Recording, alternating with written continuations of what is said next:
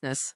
For this golden delight, you'll need 1 cup of jasmine rice, 2 cups of water, 1 can, about 14 ounces of full-fat coconut milk, half a cup of sugar, 1 teaspoon of ground turmeric, half a teaspoon of ground cinnamon, a 1/4 teaspoon of ground cardamom, a pinch of salt. Optional toppings: toasted coconut flakes, sliced mango, or a drizzle of honey. Now I know what you're thinking. Turmeric in a dessert? Has she finally lost it? Trust me, I questioned my sanity too when I first tried this. But let me tell you, it's like the Taylor Swift of spices. It goes well with everything and leaves you wanting more. Let's talk prep time.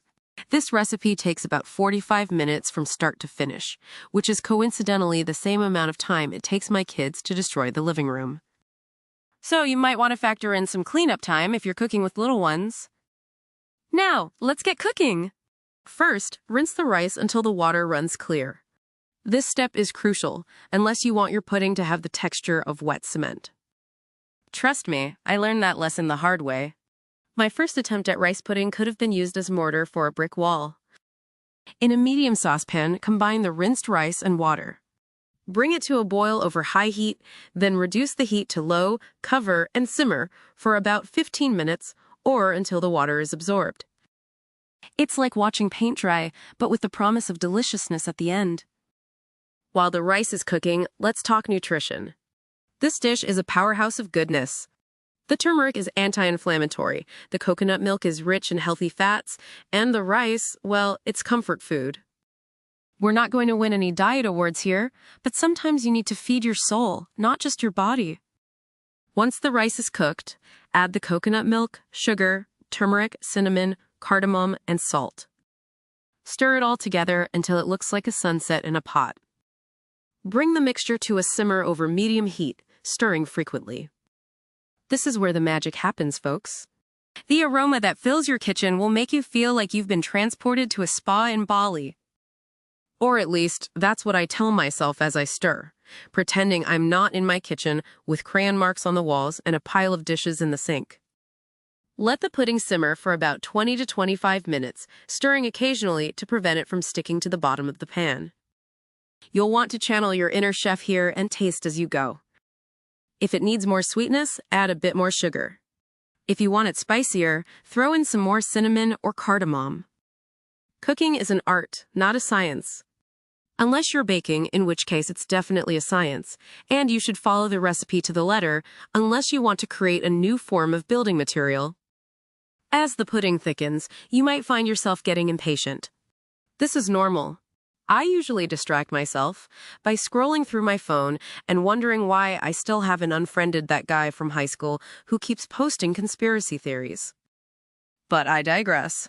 Keep stirring until the pudding reaches your desired consistency.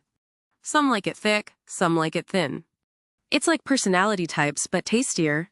Once your pudding has reached perfection, remove it from the heat and let it cool slightly. Now, here's where you can get creative with your toppings. Personally, I love adding some toasted coconut flakes for crunch and a few slices of fresh mango for a tropical twist. It's like a vacation in a bowl, minus the sunburn and sand in uncomfortable places. If you're feeling extra fancy, you can also drizzle some honey over the top. It's like putting a tiara on a queen. Completely unnecessary, but utterly fabulous. Now, let's talk substitutions, because we all know that one person who's allergic to everything or on some weird diet that excludes anything remotely tasty. If you're lactose intolerant or vegan, good news. This recipe is already dairy-free. If you're watching your sugar intake, you can substitute the sugar with a natural sweetener, like stevia or monk fruit. Just be prepared for your kids to look at you like you've committed a cardinal sin. For those of you who are turmeric averse, yes, they exist. Like people who don't like chocolate or puppies, you can omit it and still have a delicious coconut rice pudding. But I urge you to give it a try. It's like that weird kid in school who turned out to be super cool once you got to know them. As for serving suggestions, this pudding is versatile. Serve it warm for a cozy dessert on a chilly evening, or chill it for a refreshing treat on a hot day. You can even eat it for breakfast. I won't judge. I once ate leftover birthday cake for breakfast and felt like a rebellious teenager all over again. In terms of storage, this pudding will keep in the fridge for up to 3 days. But let's be real, it's not going to last that long. It's like putting a plate of cookies in front of my kids and telling them to save some for later. It's just not happening. So there you have it, folks.